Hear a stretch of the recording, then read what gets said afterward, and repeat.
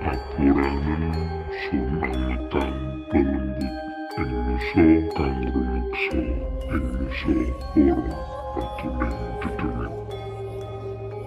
Lanjut cerita kosan kalian berdua. Soalnya kosan gue nggak ada sama sekali. Cerita selama gue ngekos nggak ada. Jadi sobat santuy, kenapa kita bahas kosan? Ya pastilah ya, kan kuliah gitu kan, merantau, tidak mungkin. Mungkin ada yang punya rumah dan nggak, kebetulan kami bertiga sama-sama perantau, bukan dari Jogja. Dan jauh, sangat jauh dari kampus, jadinya kami ngekos di dekat-dekat kampus lah. Kosan gue nggak ada sih Gus ya. Kok nyebelin? Apa Tadi maksudnya katanya itu? ada. Apa maksudnya? Apa maksudnya nggak ada? Nggak ada, Marahin nggak ada gue. salahnya. Nggak ada salahnya. Kosan gue tuh emang nggak ada. Kosan gue tuh kosan paling enak memang. Udah, Agus cerita dulu aja. Ya, sebenarnya dari awal pertama aku lihat kosan itu tuh memang agak sedikit mencurigakan. Tapi ya waktu itu kan posisinya lagi bener-bener kepepet ya.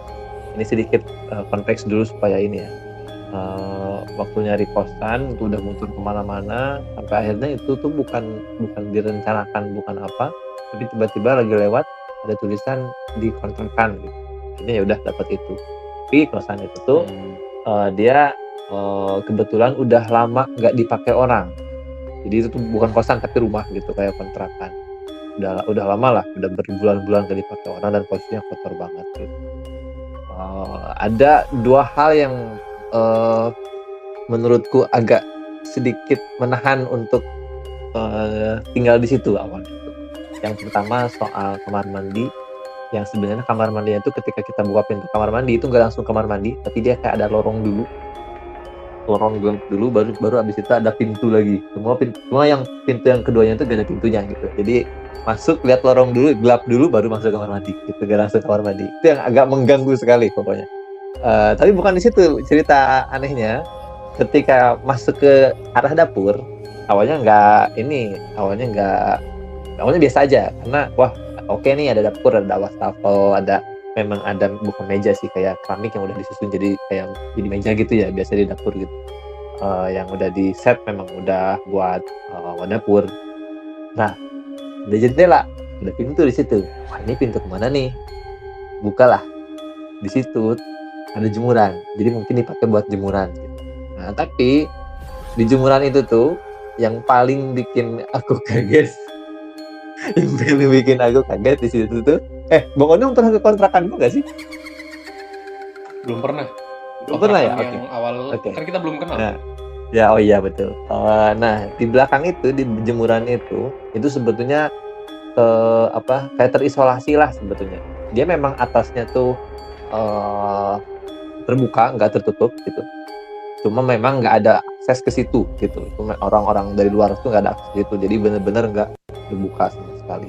Nah, yang nggak langsung kaget ketika lihat di situ adalah adanya sumur yang bukan sumur yang ini ya, bukan sumur yang kayak di dalam tanah ya, biasanya yang rata sama tanah gitu kan, tapi ini sumur yang agak naik, yang biasa orang kalau mau ngambil air pakai ember kecil itu. Nah, sebenarnya begitu, tapi nggak pakai, dan itu udah kotor banget, udah rumput gitu. Itu waktu pertama kali ngeliat itu, kalian pernah lihat film ini nggak sih? Aku nggak lupa lagi. Apa? Ngabdi setan. Bukan. Luar negeri. Pokoknya film luar negeri yang dia tuh keluar dari sumur atau keluar dari TV, ininya tuh si Dering. Sudako. Dering. Oh. Ya, itulah. Nah, itu langsung aku kepikiran, aduh, kok ada ini gitu kan? Kayak wah, ini udah nggak bener gitu. Dan di belakang tuh sebenarnya udah bukan area terjamah. Kita memang mau ngejemur tuh bener-bener di depan, karena di belakang tuh gelap. Walaupun memang ada matahari, anehnya tuh agak gelap banget gitu. Cuma ada gudang yang memang pernah kita fungsikan juga, dan ada satu ranjang yang nggak pernah kita bawa masuk. Dulu sempat kutanya ke temen kan, boleh nggak sih ini ranjang bawa ke dalam ini pakai gitu, aku fungsikan, karena kan sayang banget gitu. Jadi nggak boleh, jangan dimasukin ke rumah. Dan Tapi bukan di situ yang paling apa? Yang paling horornya bukan di situ. Karena kita sangat menghindari itu. Untuk berinteraksi ke situ kita sangat menghindari. Jadi benar-benar ya udah itu nggak pernah dimasukin. Gue udah nggak pernah ada aktivitas di situ dan nggak pernah kita lihat juga. Ada satu momen malam tahun baru waktu itu rame banget di situ. Aku sempat ngajak teman-teman untuk bakar sate bakar ya itulah agen-agen tahun baru gitu ya. Sampai ada musik lah gitu, pakai speaker gede, dan sampai malam tentu karena mulai acaranya aja udah tengah malam gitu kan. Di jam 2 pagi pada saat semua orang tuh udah mulai kayak mau beres-beres gitu ya, ada satu temanku yang dia tuh ke dapur ya kan. Sorry, posisinya belum diceritain. Jadi wastafel ini kan wastafel. Nah, posisinya itu wastafel persis di depan wastafelnya itu adalah jendela ke luar tadi. Paham. Dan jendelanya nggak ada gordengnya tentu ya. Nah, jadi ketika nyuci piring itu kita otomatis bisa ngelihat ke belakang itu tadi. Nah, lagi nyuci piring, temenku ini lagi nyuci piring. Sebenarnya posisi gue tuh lagi nggak di situ waktu itu.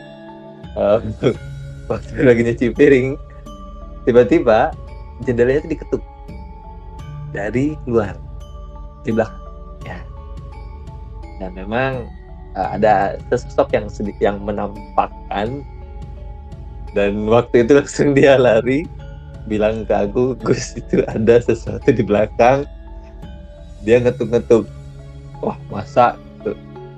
Aku coba dengerin lah itu, dan memang itu ketukannya masih ada. Habis itu semua langsung bubar, motor semua dimasukin dan bla bla bla bla udah itu, dan pintu ke dapur ditutup.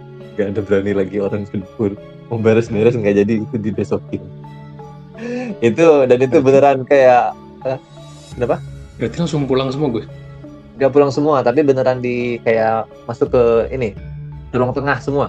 Jadi kan awalnya motor-motor di luar, terus kan bakar-bakarnya di luar rumah gitu. Terus masukin semua, beres-beres gitu. Itu udah kayak speaker dimatiin, udah pada beres, udah bubar aja gitu. Udah kayak ini kayaknya nggak akan benar kalau dilanjutin kan.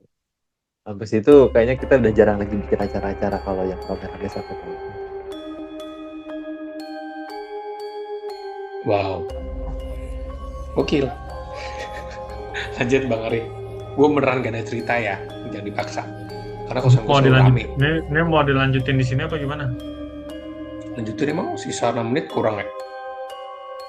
Di kosan gue nggak ada sih sebenarnya. Tapi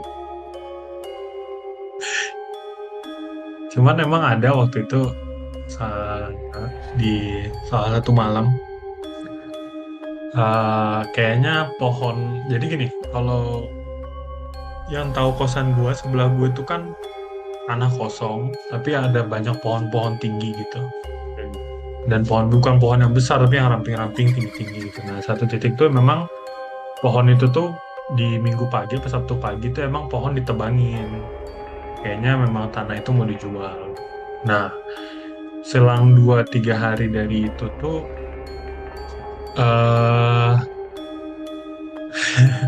selang 2-3 hari selang 2-3 hari dari situ tuh ini malam tuh kan gue sendiri kan ya. Nah selang 2-3 hari tuh terus tiba-tiba ya biasa gue kalau tidur kan pasti matiin lampu gitu kan Ya. Nah ketika gue habis matiin lampu, kalau Agus kan tadi ada yang ngetok. Ya. Kalau gue didatengin penyanyi. Hah, penyanyi? Iya. Maksudnya? Dia nyanyi, datang ke tempat gue. Ingat nggak lu jam berapa?